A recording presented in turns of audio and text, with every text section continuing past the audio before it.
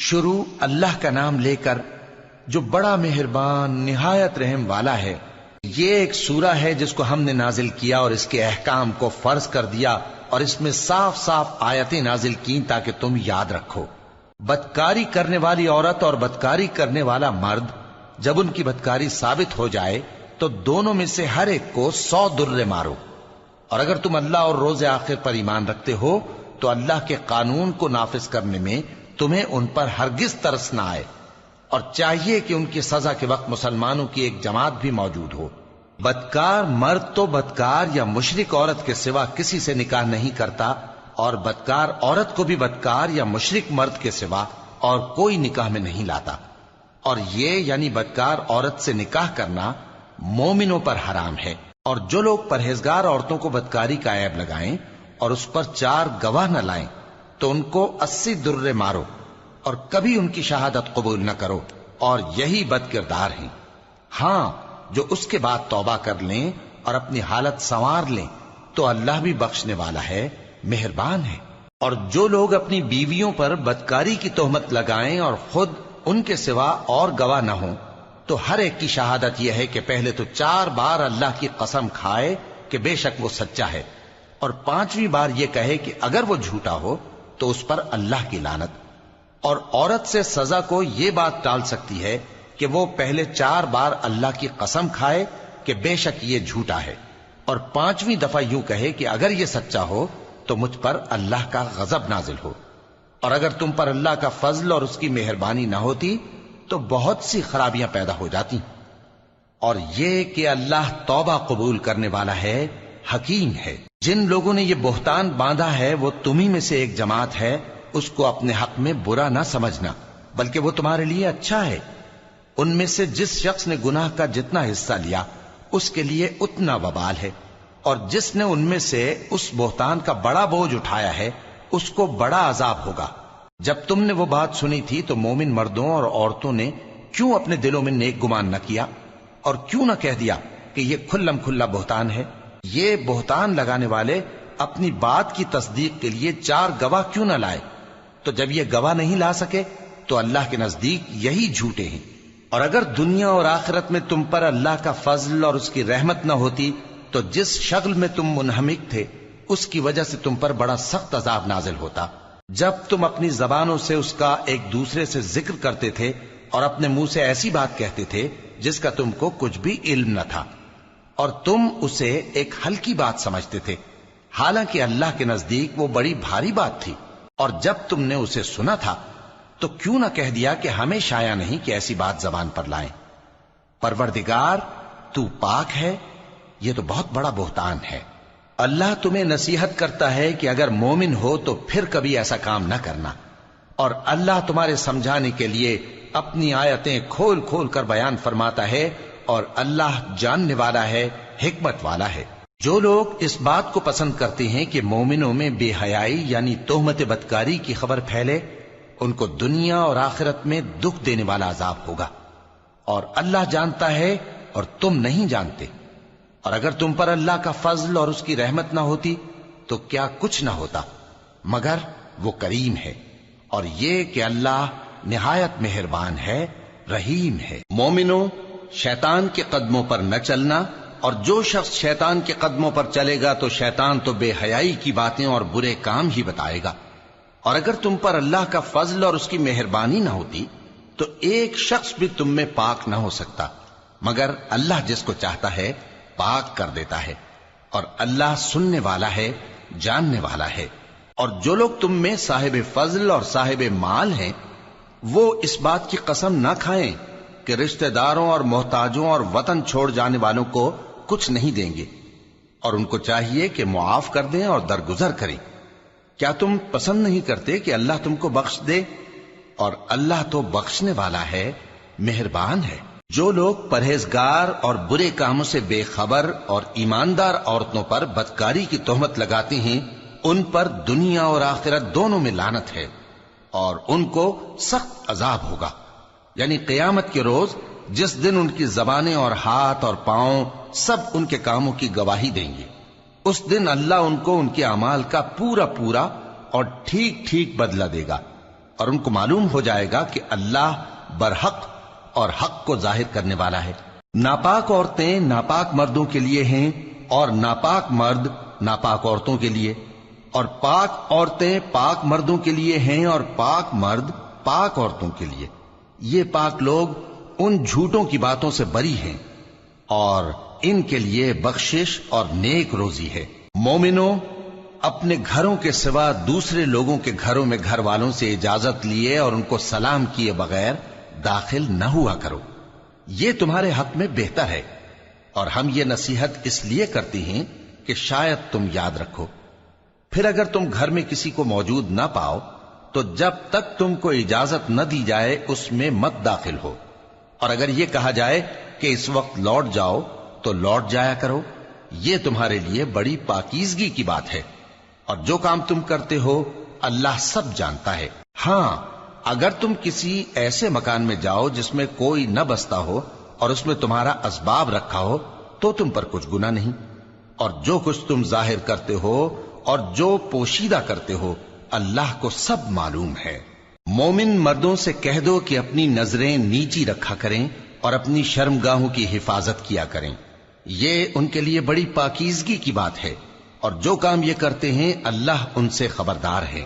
اور مومن عورتوں سے کہہ دو کہ وہ بھی اپنی نگاہیں نیچی رکھا کریں اور اپنی شرمگاہوں کی حفاظت کیا کریں، اور اپنی آرائش یعنی زیور کے مقامات کو ظاہر نہ ہونے دیا کریں مگر جو اس میں سے کھلا رہتا ہو،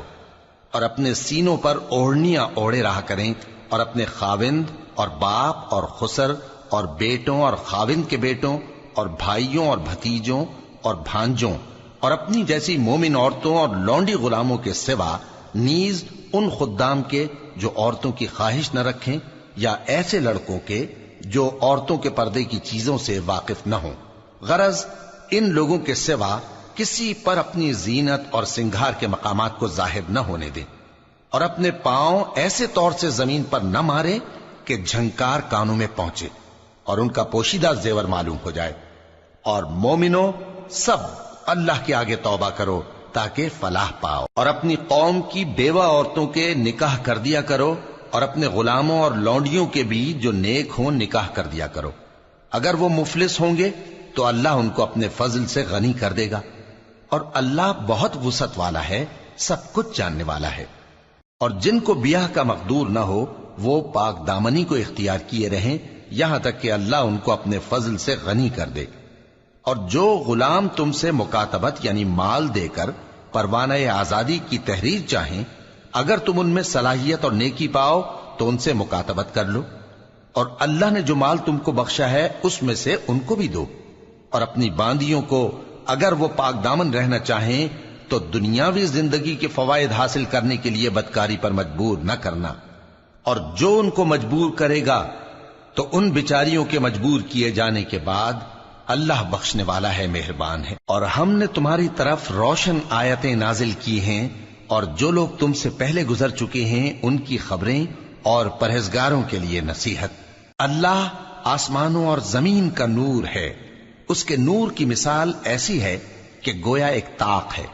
جس میں ایک چراغ ہے، اور چراغ ایک قندیل میں ہے، اور قندیل ایسی صاف شفاف ہے کہ گویا موتی کا سا چمکتا ہوا تارا ہے۔ اس میں ایک مبارک درخت کا تیل جلایا جاتا ہے یعنی زیتون کا، کہ نہ مشرق کی طرف ہے نہ مغرب کی طرف۔ ایسا معلوم ہوتا ہے کہ اس کا تیل خواہ آگ اسے نہ بھی چھوئے جلنے کو تیار ہے، بڑی روشنی پر روشنی ہو رہی ہے۔ اللہ اپنے نور سے جس کو چاہتا ہے سیدھی راہ دکھاتا ہے، اور اللہ جو مثالیں بیان فرماتا ہے تو لوگوں کے سمجھانے کے لیے، اور اللہ ہر چیز سے واقف ہے۔ وہ قندیل ان گھروں میں ہے جن کے بارے میں اللہ نے ارشاد فرمایا ہے کہ بلند کیے جائیں اور وہاں اللہ کے نام کا ذکر کیا جائے، اور ان میں صبح و شام اس کی تسبیح کرتے ہیں۔ ایسے لوگ جن کو اللہ کے ذکر اور نماز پڑھنے اور زکوٰۃ دینے سے نہ سوداگری غافل کرتی ہے نہ خرید و فروخت، وہ اس دن سے جب دل خوف اور گھبراہٹ کے سبب الٹ جائیں گے اور آنکھیں اوپر چڑھ جائیں گی ڈرتے ہیں، تاکہ اللہ ان کو ان کے اعمال کا بہت اچھا بدلہ دے اور اپنے فضل سے زیادہ بھی عطا فرمائے۔ اور اللہ جس کو چاہتا ہے بے حساب رزق دیتا ہے۔ اور جن لوگوں نے کفر کیا ان کے اعمال کی مثال ایسی ہے جیسے میدان میں ریت کہ پیاسا اسے پانی سمجھے، یہاں تک کہ جب اس کے پاس آئے تو اسے کچھ بھی نہ پائے اور اللہ ہی کو اپنے پاس دیکھے تو وہ اسے اس کا حساب پورا پورا چکا دے، اور اللہ جلد حساب کرنے والا ہے۔ یا ان کے اعمال کی مثال ایسی ہے جیسے گہرے سمندر میں اندھیرے جس پر لہر چڑھی چلی آتی ہو اور اس کے اوپر اور لہر آ رہی ہو اور اس کے اوپر بادل ہو، غرض اندھیرے ہی اندھیرے ہوں، ایک پر ایک چھایا ہوا، جب اپنا ہاتھ نکالے تو کچھ نہ دیکھ سکے۔ اور جس کو اللہ روشنی نہ دے اس کو کہیں بھی روشنی نہیں مل سکتی۔ کیا تم نے نہیں دیکھا کہ جو لوگ آسمانوں اور زمین میں ہیں اللہ کی تسبیح کرتے رہتے ہیں، اور پر پھیلائے ہوئے پرندے بھی، اور سب اپنی نماز اور تسبیح کے طریقے سے واقف ہیں، اور جو کچھ وہ کرتے ہیں سب اللہ کو معلوم ہے، اور آسمان اور زمین کی بادشاہی اللہ ہی کے لیے ہے اور اللہ ہی کی طرف لوٹ کر جانا ہے۔ کیا تم نے نہیں دیکھا کہ اللہ ہی بادلوں کو چلاتا ہے، پھر ان کو آپس میں ملا دیتا ہے، پھر ان کو تہ بتہ کر دیتا ہے، پھر تم دیکھتے ہو کہ بادل سے مے نکل کر برس رہا ہے، اور آسمان میں جو اولوں کے پہاڑ ہیں ان سے اولے نازل کرتا ہے، تو جس پر چاہتا ہے اس کو برسا دیتا ہے اور جس سے چاہتا ہے ہٹا رکھتا ہے۔ اور بادل میں جو بجلی ہوتی ہے اس کی چمک آنکھوں کو خیرہ کر کے بینائی کو اچ کے لیے جاتی ہے۔ اللہ ہی رات اور دن کو بدلتا رہتا ہے، اہل بصارت کے لیے اس میں بڑی عبرت ہے۔ اور اللہ ہی نے ہر چلنے پھرنے والے جاندار کو پانی سے پیدا کیا، تو ان میں سے بعض ایسے ہیں کہ پیٹ کے بل چلتے ہیں، اور بعض ایسے ہیں جو 2 پاؤں پر چلتے ہیں، اور بعض ایسے ہیں جو 4 پاؤں پر چلتے ہیں۔ اللہ جو چاہتا ہے پیدا کرتا ہے، بے شک اللہ ہر چیز پر قادر ہے۔ ہم ہی نے روشن آیتیں نازل کی ہیں، اور اللہ جس کو چاہتا ہے سیدھے راستے کی طرف ہدایت کرتا ہے۔ اور بعض لوگ کہتے ہیں کہ ہم اللہ پر اور رسول پر ایمان لائے اور ان کا حکم مان لیا، پھر اس کے بعد ان میں سے ایک فریق پھر جاتا ہے، اور یہ لوگ صاحب ایمان ہی نہیں ہیں۔ اور جب ان کو اللہ اور اس کے رسول کی طرف بلایا جاتا ہے تاکہ پیغمبر ان کا قضیہ چکا دیں، تو ان میں سے ایک فریق منہ پھیر لیتا ہے، اور اگر ان کو حق ملتا ہو تو اس کی طرف قبول کر کے چلے آتے ہیں۔ کیا ان کے دلوں میں بیماری ہے یا یہ شک میں ہیں، یا ان کو یہ خوف ہے کہ اللہ اور اس کا رسول ان پر ظلم کریں گے؟ نہیں، بلکہ یہ خود ہی ظالم ہے۔ مومنوں کی تو یہ بات ہے کہ جب اللہ اور اس کے رسول کی طرف بلائے جائیں تاکہ وہ ان میں فیصلہ کریں تو کہیں کہ ہم نے حکم سن لیا اور مان لیا، اور یہی لوگ فلاح پانے والے ہیں۔ اور جو شخص اللہ اور اس کے رسول کی فرما برداری کرے گا اور اس سے ڈرے گا اور اس کا تقوی اختیار کرے گا تو ایسے ہی لوگ مراد کو پہنچنے والے ہیں۔ اور یہ اللہ کی سخت سخت قسمیں کھاتے ہیں کہ اگر تم ان کو حکم دو تو سب گھروں سے نکل کھڑے ہوں۔ کہہ دو کہ قسمیں مت کھاؤ، پسندیدہ فرما برداری درکار ہے، بے شک اللہ تمہارے سب اعمال سے خبردار ہے۔ کہہ دو کہ اللہ کی فرما برداری کرو اور رسول کے حکم پر چلو، اگر منہ موڑو گے تو رسول پر اس چیز کا ادا کرنا ہے جو ان کے ذمے ہے، اور تم پر اس چیز کا ادا کرنا ہے جو تمہارے ذمے ہے، اور اگر تم ان کے فرمان پر چلو گے تو سیدھا رستہ پالو گے، اور رسول کے ذمے تو صاف صاف پہنچا دینا ہے۔ جو لوگ تم میں سے ایمان لائے اور نیک کام کرتے رہے ان سے اللہ کا وعدہ ہے کہ ان کو ملک کا حاکم بنا دے گا، جیسا ان سے پہلے لوگوں کو حاکم بنایا تھا، اور ان کے دین کو جسے اس نے ان کے لیے پسند کیا ہے مستحکم و پائیدار کرے گا، اور خوف کے بعد ان کو امن بخشے گا۔ وہ میری عبادت کریں گے اور میرے ساتھ کسی چیز کو شریک نہ بنائیں گے، اور جو اس کے بعد کفر کرے تو ایسے ہی لوگ بد کردار ہیں۔ اور نماز پڑھتے رہو اور زکوٰۃ دیتے رہو اور پیغمبر کے فرمان پر چلتے رہو تاکہ تم پر رحمت کی جائے، اور ایسا خیال نہ کرنا کہ کافر لوگ ہم کو زمین میں مغلوب کر دیں گے، ان کا ٹھکانہ دوزخ ہے اور وہ بہت برا ٹھکانہ ہے۔ مومنوں، تمہارے باندی غلام اور جو بچے تم میں سے بلوغ کو نہیں پہنچے 3 دفعہ یعنی 3 اوقات میں تم سے اجازت لیا کریں، ایک تو نماز فجر سے پہلے، اور دوسرے گرمی کی دوپہر کو جب تم کپڑے اتار دیتے ہو، اور تیسرے عشاء کی نماز کے بعد۔ یہ 3 وقت تمہارے پردے کے ہیں، ان کے آگے پیچھے یعنی دوسرے وقتوں میں نہ تم پر کچھ گناہ ہے اور نہ ان پر کہ کام کاج کے لیے ایک دوسرے کے پاس آتے رہتے ہو۔ اس طرح اللہ اپنی آیتیں کھول کھول کر بیان فرماتا ہے، اور اللہ بڑا علم والا ہے، بڑا حکمت والا ہے۔ اور جب تمہارے لڑکے بالغ ہو جائیں تو ان کو بھی اسی طرح اجازت لینی چاہیے جس طرح ان سے اگلے یعنی بڑے آدمی اجازت حاصل کرتے رہے ہیں۔